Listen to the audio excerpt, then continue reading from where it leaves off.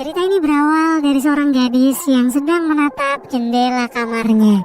Namanya Mia Dermopolis. Ia adalah gadis pemalu yang tinggal di kota San Francisco. Sejak kedua orang tuanya bercerai, hak asuh Mia jatuh ke tangan ibunya yang merupakan seorang pelukis. Saat ini Mia duduk di bangku SMA. Sikapnya yang kurang percaya diri membuat Mia takut berinteraksi dengan lingkungan sosial di sekolah. Wajar aja kalau Mia nggak punya teman di sekolahnya, selain siswi bernama Lily. Sebagai gadis remaja, Mia juga merasakan jatuh cinta, yaitu dengan siswa populer bernama Josh. Sayangnya hati Josh sudah milik gadis lain. Pacar Josh bernama Lana. Ia adalah anggota cheerleader di sekolah, yang juga selalu mengganggu Mia. Hari itu sekolah mereka sedang mengadakan kompetisi debat dengan tema seragam sekolah. Dalam kompetisi itu, lawan debat Mia adalah Josh. Josh dengan lantang menyuarakan pendapat bahwa seharusnya di sekolah ada aturan menggunakan seragam casual. Pendapat Josh ini langsung disambut dengan sorakan serta dukungan dari semua murid, hingga pas tiba giliran Mia maju untuk memberikan sangkalan.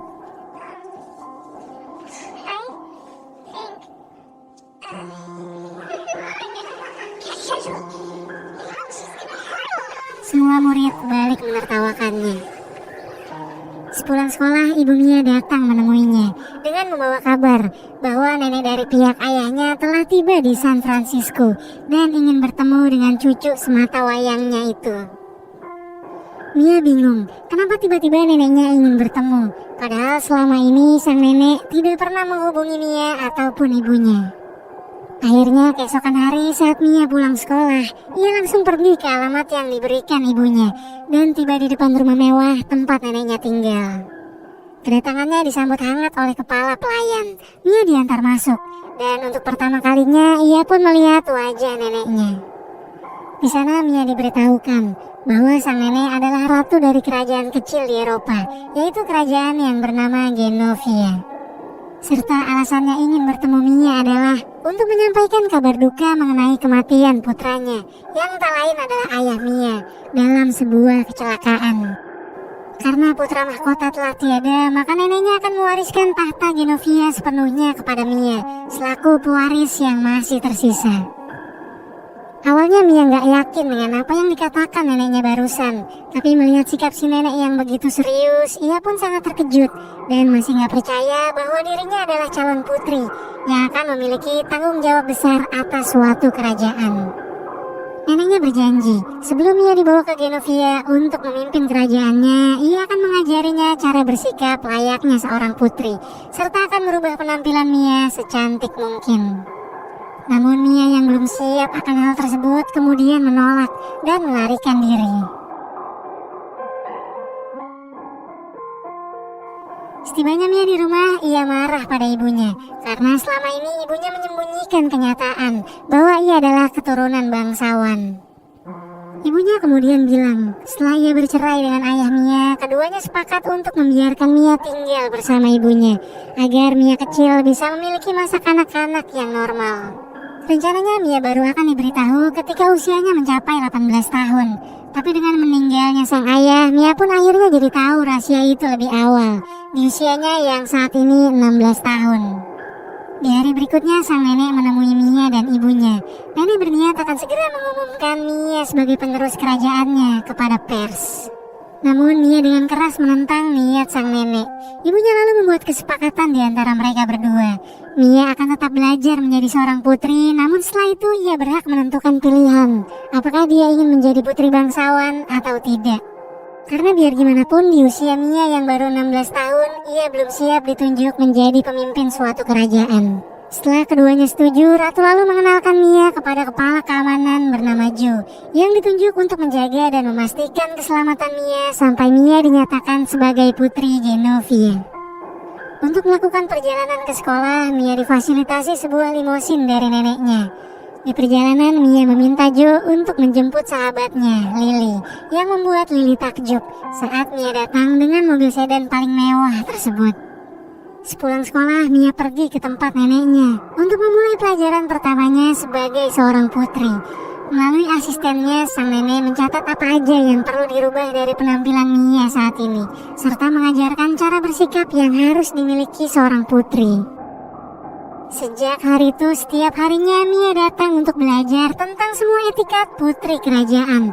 Dari belajar postur berjalan, cara duduk seorang putri, posisi badan saat di meja makan, hingga berdansa.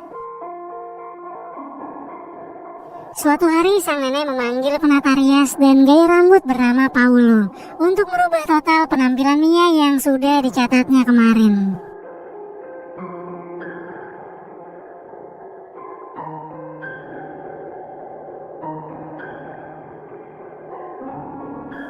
Kacamata tebal Mia juga diganti dengan lensa kontak. Hingga setelah makeover selesai, Mia terlihat jauh berbeda dari sebelumnya dan membuat Ratu sekaligus nenek Mia terkesan dengan penampilan baru cucunya yang terlihat cantik dengan rambut indahnya. Keesokan harinya saat berangkat sekolah, Michael kakak Lily yang juga satu sekolah dengan mereka terpesona saat melihat kecantikan teman adik perempuannya itu. Namun Lily tidak begitu suka dengan penampilan Mia yang sekarang, karena dia pikir Mia merubah penampilannya hanya untuk mendapatkan popularitas yang tak pernah ia dapat di sekolah. Meski Mia sudah menutupi gaya rambut barunya dengan topi bucket, Lily masih saja terus berkomentar.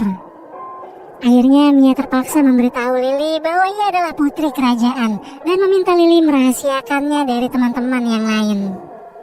Di kelas saat jam pelajaran dimulai, Lana memaksa Mia untuk melepas topinya. Mia pun nurut.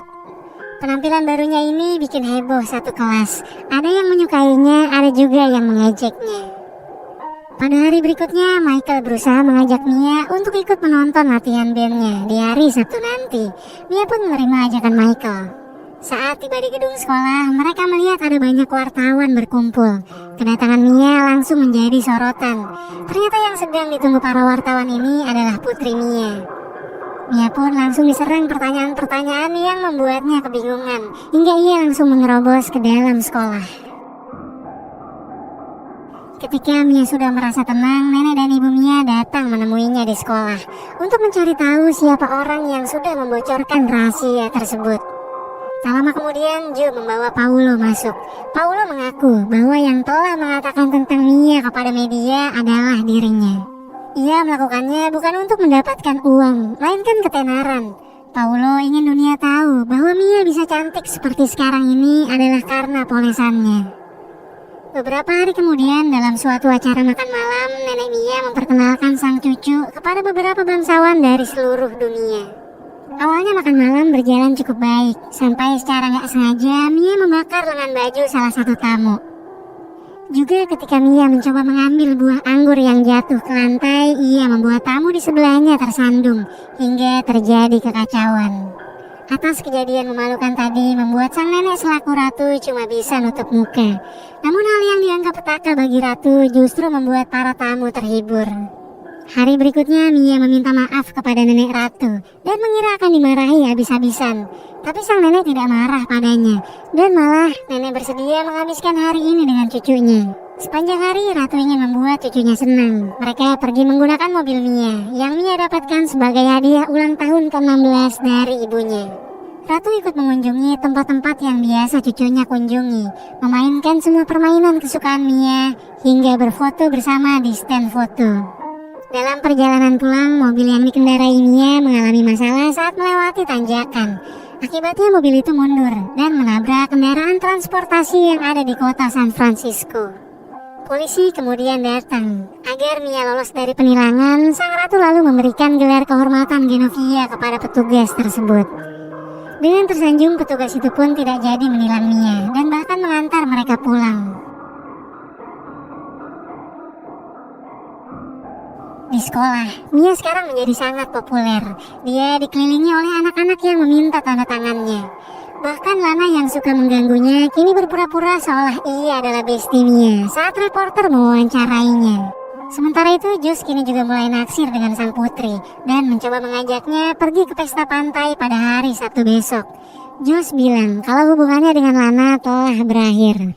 Mendengar hal tersebut, Mia pun langsung setuju. Mia mendatangi Michael untuk meminta maaf karena ia lebih milih menerima ajakan Josh ketimbang Michael.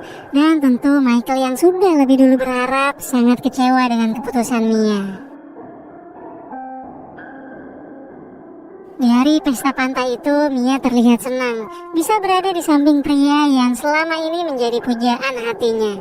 Keduanya menghabiskan malam dengan berdansa sampai reporter datang mencari Mia. Josh membawanya bersembunyi di gubuk. Setelah keadaan dirasa aman, mereka pun keluar. Ternyata dugaan mereka meleset. Di saat banyak paparazi yang meliput Mia, Josh dengan paksa mencium Mia agar dirinya ikut masuk pemberitaan. Keesokan hari setelah kembali ke rumah dengan perasaan malu, Mia menangis di pelukan ibunya. Atas kejadian di pesta pantai tersebut, berita tentang kelakuan sang putri pun trending. Nenek Ratu kecewa. Mia meminta maaf dan mengakui bahwa dirinya tidak pantas menjadi seorang putri kerajaan. Meski begitu, Ratu masih akan mengajak Mia ke acara tahunan Genovia, dan Mia boleh membawa teman-temannya kecuali siswa bernama Josh. Setelah Mia pergi, Joe mencoba meyakinkan Ratu agar ia memahami sisi usia Mia yang masih remaja. Joe juga bilang, kemungkinan status sosial yang dimiliki Mia saat ini sengaja dimanfaatkan teman-temannya untuk pansos. Joe percaya Mia sudah siap mengambil tanggung jawab sebagai pemimpin negara setelah melihat kedewasaan Mia dari bagaimana cara ia menerima kritik dan meresponnya. Di sekolah, Mia juga meminta maaf kepada sahabatnya, Lily, karena telah membuat kakaknya patah hati. Meski Lily juga kecewa, namun sebagai sahabat, ia pun memaafkannya. Sebagai permintaan maaf, Mia mengajak Lily beserta Michael ke acara pesta tahunan Genovia. Di hari perayaan pesta Genovia yang akan digelar nanti malam, pagi harinya sang nenek menemui Mia di rumah untuk menyerahkan diary yang ditinggalkan ayah Mia sebelum kematiannya. Diary itu merupakan hadiah ulang tahun Mia yang ke-16. Neneknya juga bilang kalau ia akan tetap mengangkat Mia sebagai penerus kerajaan dan akan mengumumkan penyerahan gelarnya kepada orang-orang pada acara tahunan Genovia nanti malam. Mia yang mendengar hal itu berniat pergi jauh karena ia takut mengecewakan rakyat Genovia nantinya. Tanggung jawab yang akan diserahkan neneknya seolah masih terlalu berat baginya. Sehingga Mia memutuskan buat kabur di saat acara tahunan itu berlangsung. Saat lagi mengemasi barang-barang ke dalam tas, kemudian ia menemukan sepucuk surat dari dalam diary pemberian ayahnya. Dan surat itu adalah surat yang dibuat ayahnya untuk Mia. My dearest daughter, today is your 16th birthday. Congratulations. I present you with this diary to fill the pages with your special thoughts of your wonderful life.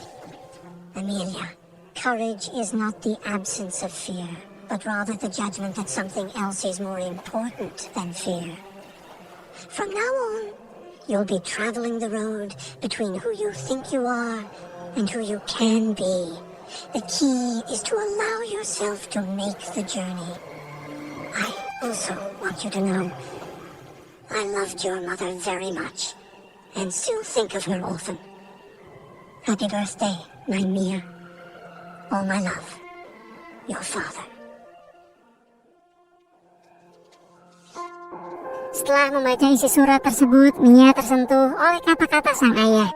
Ia jadi tahu pentingnya sebuah keberanian. Akhirnya Mia memutuskan untuk menghadiri acara tahunan Genovia. Gak peduli walau harus mengemudi di tengah kondisi hujan lebat dengan mobilnya yang beratap terbuka. Tapi nasib sial dialami Mia di tengah jalan. Mobilnya mogok. Ketika Mia mulai pasrah dan menyerah, Joe tiba dengan limusinnya. Ia diutus Ratu untuk menjemput Mia. Sementara di acara tersebut, karena Mia nggak juga terlihat, sang nenek Ratu memutuskan akan mengumumkan penolakan Mia. Di saat pidatonya baru dimulai, Mia pun tiba. Dengan kondisi basah kuyup dari kepala sampai ujung kaki, dia mencoba berpidato di depan seluruh tamu yang hadir. Dan seperti biasanya, ketika berbicara di depan umum, ia gagap.